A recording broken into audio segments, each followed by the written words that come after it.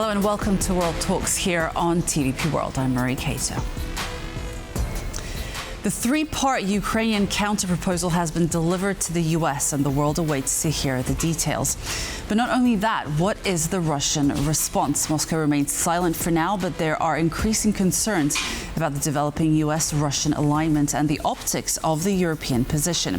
Can the obstacles to peace be overcome as European leaders meet in the coming days? Will Russia be persuaded to move on and end the war? We bring in Ryhor Nizhnikau, senior researcher at the Finnish Institute of International Affairs, to tell us more. Hello, and thank you very much for joining us. Hi. So let's begin with what we know about the Ukrainian counterproposal delivered by Ukraine to the US. Now we await to hear the details, but the broad strokes for now, we know of a demilitarized zone, security guarantees for Ukraine in line with NATO's Article 5, which calls for mutual defense of NATO allies, EU membership for NATO by 2027, elections in Ukraine, the removal of language barring Ukraine from ever NATO joining NATO. But it does not mention potential Ukrainian membership in the defensive alliance, and also the elections in Ukraine, something both Trump and the Kremlin have raised. How do you think this will be received by Russia? Well, we already know the answer. It's no.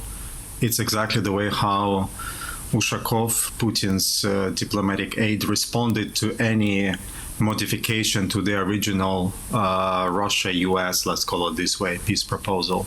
So I don't see any other answer but no. But no, okay. And how do you think the Americans will respond to this? This is a big question. We do see that Trump is really, how to say, blindfolded by his deadlines and wishes to end it as soon as possible, but that's impossible. So what kind of a reaction he will have, we don't exactly know, but this is the stalemate. He can't get what he wants at this point. The Wall Street Journal reports that the U.S. is proposing to restore the flow of Russian energy to Western Europe and to use $200 billion in frozen Russian assets for reconstruction projects in Ukraine. How should Europe interpret this American plan? Is it a pragmatic peace proposal, or is it a risky geopolitical reset with Russia? I think we should really say what it is. It's just a fraud. I think that on one hand, all this process is upside down. First of all, everyone should discuss ceasefire, and then all other points have to be on the table. And so far, we discuss all things which are not important, which are absolutely secondary, but avoid the two most crucial points which are central to Ukraine and to Europe and to the peace process and to the peace deal, which is territories and security guarantees. The rest is secondary, but given that we can't find the solution on the first 2 points because Russia doesn't want to compromise, we discuss all this secondary nonsense, which makes no sense at this point. Do you think that there is any chance of a ceasefire, a peace deal, call it what you want, without Ukraine ceding territory to Russia? No, because this is Russia's core demand. And I must say, to me, all this looks like a fraud.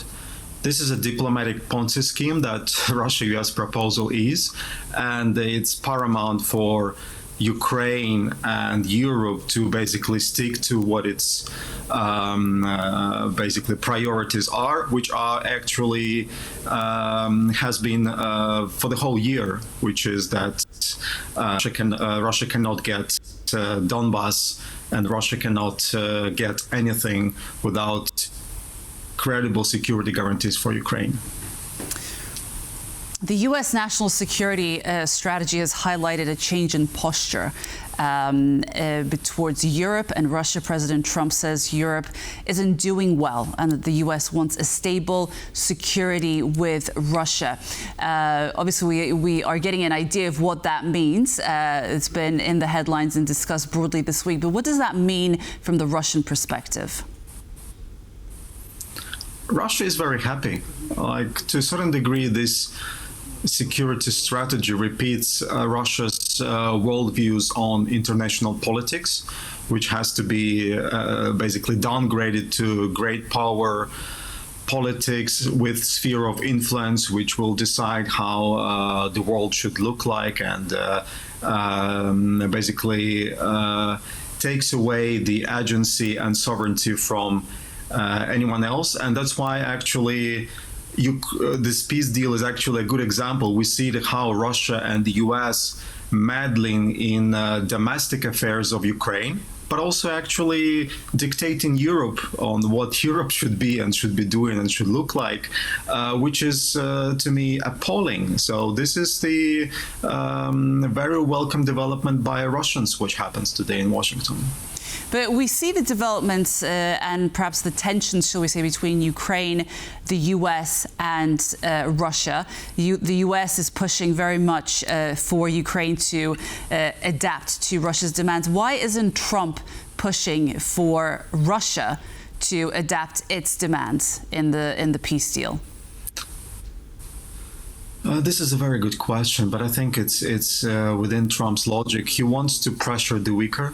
He thinks that it's easier to pressure Ukraine because, as he says, Ukraine has no cards and Ukraine is losing than Russia. And plus, we have to say this is a very corrupt and incompetent administration. So what kind of deals Russians are offering Donald Trump and his minions, we don't actually fully know. But this is huge, I would say, call it bribes. So that makes it more willing for them to end it as soon as possible on Russian terms, so they can move to the Arctic, all type of energy deals, and so on and so forth.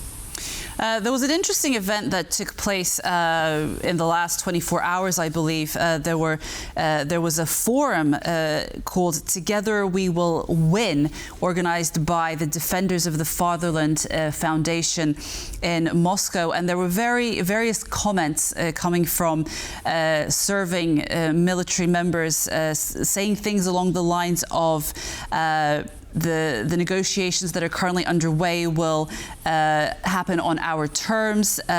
The end of the war that I see is the new territories of Russia are the Donetsk, Zaporizhia, Luhansk and Kherson regions. I feel a movement not towards a truce but towards victory, and more comments along those lines.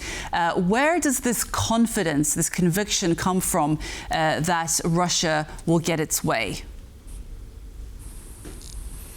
Well, this is obviously it's a propaganda event which simply repeats Vladimir Putin's narratives and tropes. They do believe that they will win because they have more resources, and they actually feel that the West is weak, that the West will fragment at some point and abandon Ukraine. So to me, this is exactly coming from, I wouldn't say that naivety, but their long-term view of West as basically having no strategic patience, and at some point basically getting away from Russia's core interests. Something that Putin himself probably nurtured, or the impression he got from dealing with the West up until 22. So this is something that actually gives us, once again, to repeat the main point, Putin doesn't want to compromise on Ukraine. He still has his maximalist goals, and he showed no intention to give up on any of his demands. So the day Ukraine will be forced to accept any compromise, Russia will come up with more demands. This is how it will look. The coalition of the willing meets today. It will be led by France and the UK. What will they bring to the table? And obviously this is going to be followed by the Berlin summit of Ukraine's European allies on December the 15th. What developments can we expect in regards to perhaps the frozen Russian assets and long-term security guarantees? This is a good question. what this coalition brings is, first of all, this support to Ukraine and Europeans' interests in this conflict, because Europe cannot abandon and agree to these appalling terms for its own sake. So I would say on the money, there is no other option. I think the EU will move on that, and the EU would take this reparation,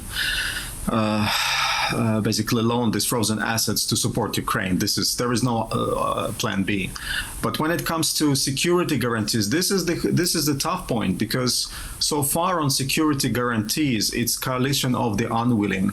There are no commitment to give Ukraine what it needs as of yet. So nobody, how many countries agreed to send troops to Ukraine after the ceasefire or the peace deal?